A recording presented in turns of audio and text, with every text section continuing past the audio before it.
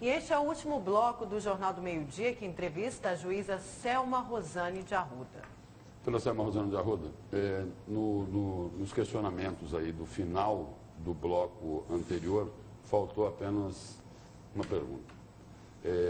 A senhora deixou essa decisão aí de análise do pedido de liberdade do empresário Alan Maluf para a juíza substituta ou não? Não, não. Não. Não, eu determinei a subida para o tribunal. A subida para o tribunal. Ok. E um outro assunto aí. Os casos que envolvem o ex-deputado e ex-presidente da Assembleia Legislativa, José Riva. Em que pé se encontra isso? Quais os próximos passos? Olha, os processos, essas operações que foram deflagradas durante 2015 e 2016, elas já estão prestes a serem sentenciadas. Então, mais ou menos como você disse mesmo no início do programa, esse ano de 2017 deve ser o ano em que as sentenças serão proferidas e que, então, essas operações vão ter um desfecho. Mesma coisa, o futuro de Éder Moraes também deve ficar para 2017. Não tem processo com Éder Moraes na minha vara. E os casos envolvendo, principalmente aí na Operação Sodoma, o ex-governador Silval Barbosa. As sentenças começam a partir de quando? Começam, se Deus quiser, no primeiro trimestre de 2017, nós já vamos começar a proferir as sentenças. Juiz, existe alguma possibilidade do ex-governador Silval Barbosa também se oferecer como colaborador da Justiça, como delator, que é o termo mais conhecido? Olha, em tese, todas as pessoas podem celebrar acordo ou propor acordo de colaboração premiada, né? Se isso foi ou está sendo aventado, não é com o Judiciário, é com o Ministério Público. Então, eu não saberia te dar essa informação com presteza. Mas, em tese, qualquer um pode ser. E em relação aí, já que falamos aí do ex-governador Silval Barbosa, numa das audiências a gente já conversou sobre isso, só retomando o caso, a senhora pediu para que ele ficasse calado, né? Porque ele disse o seguinte: olha, se eu resolvesse ser delator aqui de uma hora para outra, eu seria colocado em liberdade. Essa é uma visão da opinião pública também? A senhora acha de que basta delatar para sair da prisão? Às vezes as pessoas mais leigas têm essa visão. Na verdade, o que acontece quando se decreta uma prisão, você tem que analisar se aquela pessoa que está sendo objeto do decreto de prisão oferece algum risco ao processo ou não, né? Então, se ela oferece, seja porque ela tem risco de fuga, seja porque ela tem risco de eliminar alguma prova, prejudicar a instrução do processo, ela pode ser presa em razão disso. Agora, a postura de colaboração, ela é antagônica à postura de atrapalhar o processo.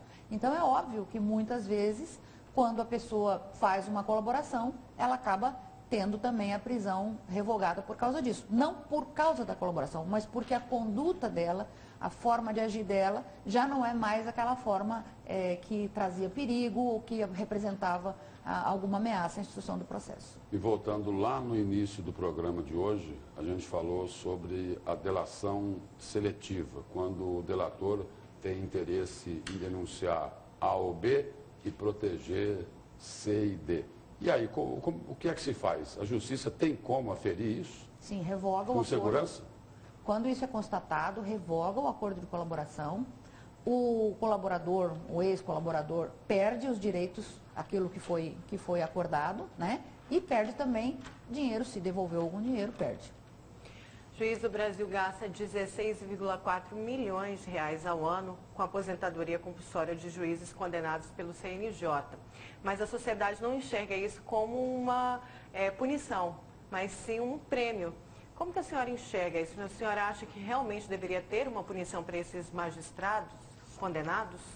Eu acho que sim, eu acho que não se justifica a aposentadoria compulsória, né? Acho que a exoneração seria o desfecho de qualquer servidor público que age em desacordo com os seus deveres, né? Então não vejo que magistrados e membros do Ministério Público tenham esse tipo de benefício. Mas isso ainda é uma coisa que tem que ser mudada com a legislação. É uma das coisas que a legislação teria que mudar. A senhora disse que além de ser magistrada, existe aí um diferencial, né? Que a senhora se expõe publicamente, mas aí essa exposição ocorre como cidadã, falando sobre os mais diversos temas. Exatamente. Muitas vezes sim. Muitas vezes como magistrada prestando contas do que eu Então, faço. como cidadã, a senhora acredita de que os casos de corrupção poderiam diminuir mais se os órgãos de controle e fiscalização funcionassem um pouco melhor do que eles funcionam? Vou citar só um exemplo que todo mundo conhece, o escandaloso VLT. Exato. Os órgãos de controle ainda estão bem melhores do que já foram, né? A criação de órgãos de controle no Brasil tem sido também uma coisa que está nos trazendo, inclusive, meios de combater a corrupção. Mas é claro que se a gente conseguisse prevenir, seria muito mais vantajoso para a sociedade brasileira. Eu vejo que deve haver, com a exigência da sociedade, no sentido de que a corrupção acabe ou diminua, né, deve haver o fortalecimento desses órgãos e, consequentemente, os casos onde vão diminuir também. No caso da Sodoma, por exemplo, que envolve ali as fraudes nos incentivos fiscais, até aqui, foi possível recuperar quanto? Nós já recuperamos, com relação à questão de incentivos fiscais, mais de R$500 milhão. Mais de meio bilhão. Mais de 500 milhões de reais.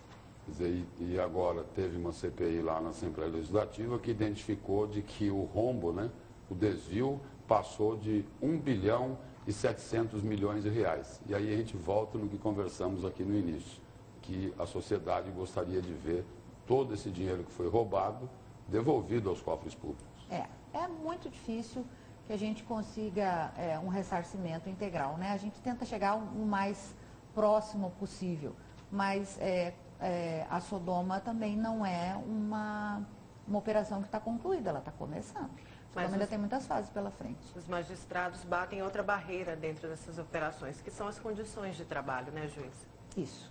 A gente, infelizmente, a vara não tem condições de trabalho adequadas, o espaço é muito pequeno, o número de servidores é muito menor do que deveria e, nesse ponto, o Conselho Nacional de Justiça erra muito porque ele considera que o número de servidores tem que ser proporcional ao número de processos.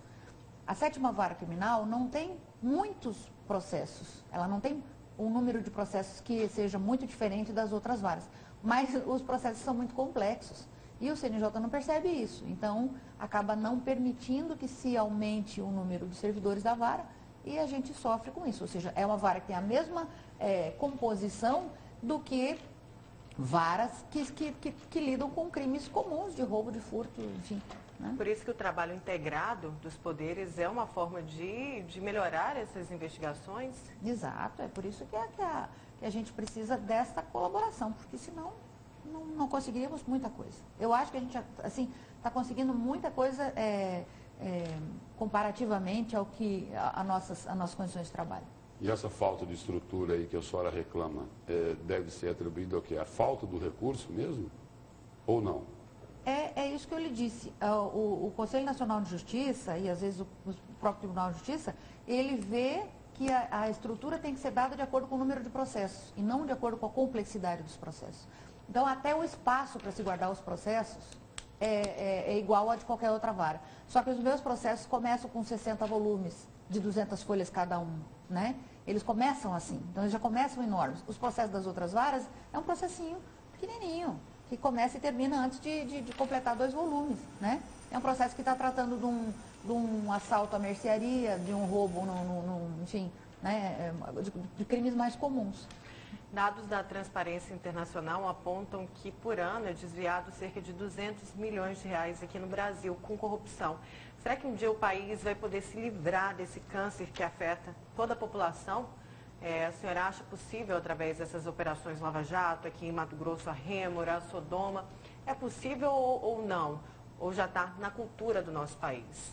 Veja, a gente não conhece países que tenham uma população correta, a população que não é corrupta, com dirigentes corruptos.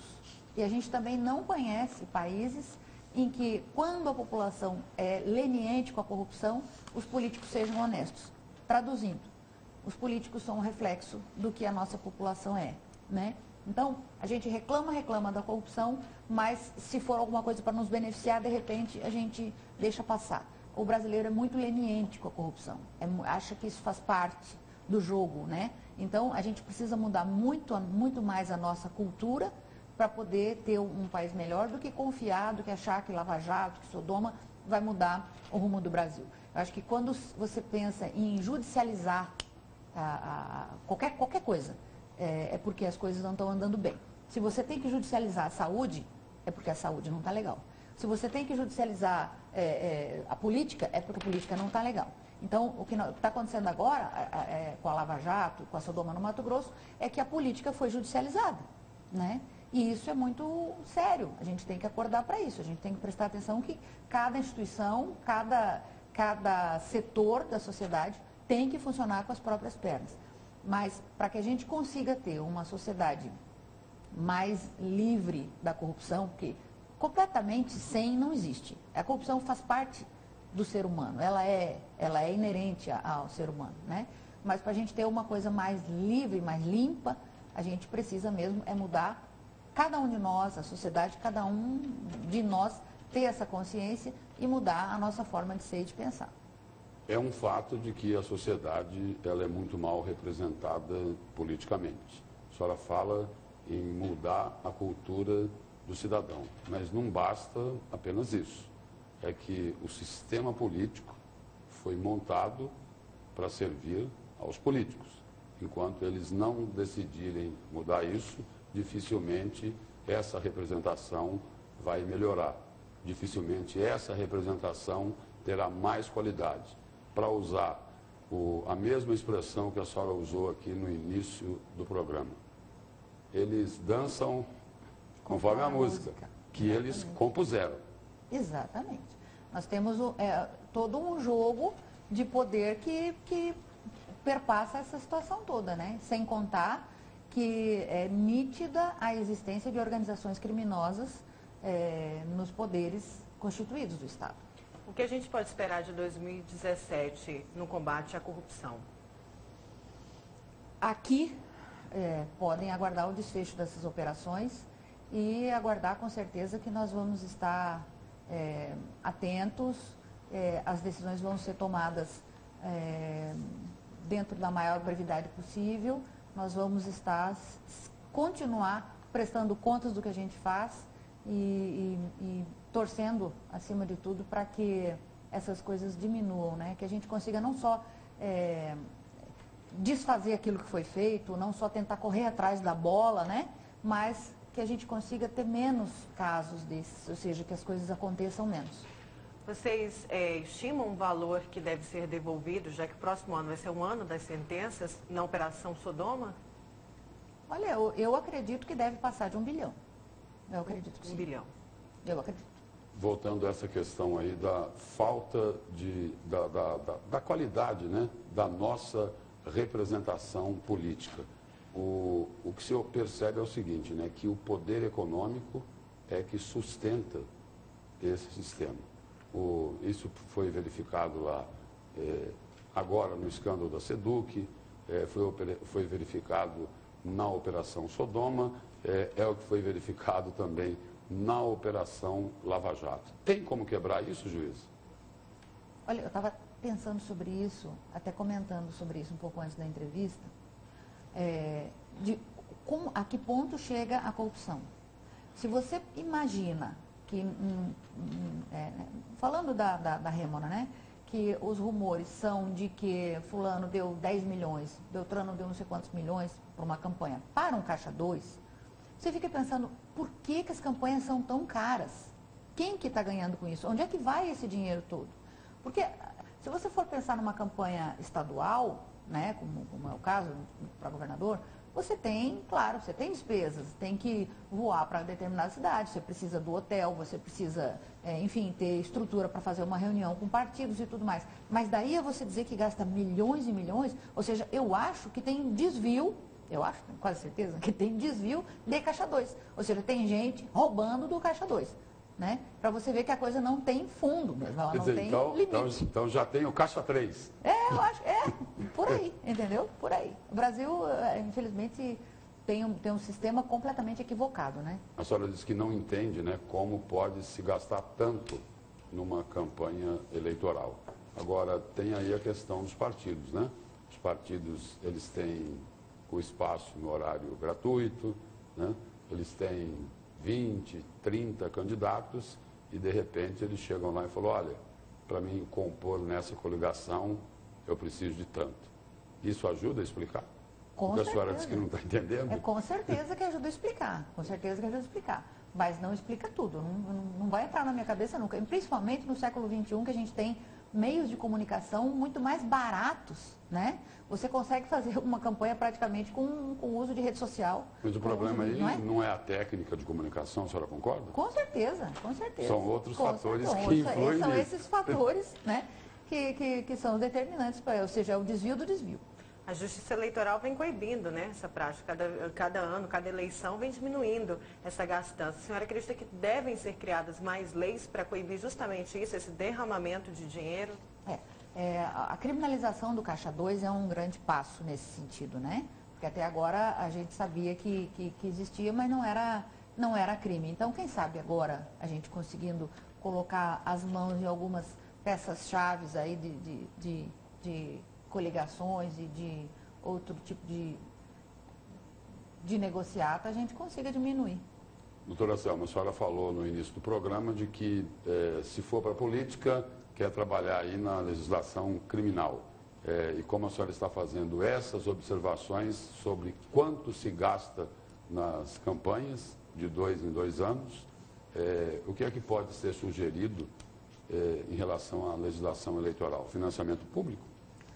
Talvez financiamento público, né? Talvez uma reforma política mais profunda, uma coisa mais bem estudada. Eu não saberia te pontuar agora exatamente o que, mas que é necessário que a gente coíba isso. E outra, eu acho que tem que aumentar as penas, sabe? O Brasil é um país cujas penas são muito baixas para determinados crimes. Mas para aumentar penas, precisa melhorar o sistema penitenciário, né? Porque também o sistema penitenciário não comporta mais presos. A gente vê aqui o exemplo de Mato Grosso. A gente vê muito preso por furto e pouco preso por corrupção, né? Infelizmente. A gente tem 0,003% da população carcerária presa por algum crime praticado contra a administração pública, né? O resto são as vítimas da corrupção que estão lá. A senhora falou aí que é preciso aumentar a pena e complementou dizendo o seguinte, que são muito brandas as penas contra corrupção. Um caso específico, doutora Selma, para ilustrar isso. Vou te dar um caso específico que acontece com muita frequência lá na vara e que não é, às vezes, assim, motivo para publicidade. A pessoa que dá R$50 para um policial militar, por exemplo, na Blitz, oferece, né? Ela está cometendo crime de corrupção ativa. Eu sentencio, geralmente eu mantenho preso alguns meses e sentencio na própria audiência. Quando eu vou sentenciar essa pessoa, a pena mínima é de 2 anos, eu já sou obrigada a transformar em prestação de serviço à comunidade. Ou seja, é muito baixa a pena, é muito baixa. Então, se você for transportar isso para esses criminosos, né, esses corruptos, que ao invés de oferecer R$50, estão roubando milhões e milhões, você vê que vai virar, exatamente, você vê que vai virar cesta básica no final. Exceto se a gente tiver um tratamento diferenciado com relação a uma pena proporcional. Exato, né? No mínimo uma pena proporcional. E não é o tanto, sabe, que faz diferença. É a nocividade do ato mesmo. Acho que essas coisas têm que ser proporcionais, não ao tanto que desviou, mas àquilo que aquela figura pública representava. Porque aquela figura, ela é a representação de milhões de votos, ela é a representação de esperanças das pessoas. Então, se ela era uma pessoa com uma representatividade alta, não importa o tanto que ela pegou, ela tem que ter a pena maior. Doutora Selma, muito obrigado pela presença da senhora aqui no Jornal do Meio-Dia. e temos aí uns 30 segundos aí para as suas considerações finais. Eu que agradeço, é um prazer sempre estar aqui com vocês. Gosto muito desse programa, do nível com que os assuntos são tratados aqui. E devo também dar um abraço para todos os telespectadores, desejar um feliz ano novo, que nós tenhamos um 2017 com a esperança de que as coisas podem melhorar. Muito obrigado pela presença da senhora aqui. Este foi o Jornal do Meio-Dia, numa edição especial, nesta entrevista com a juíza Selma Rosane de Arruda.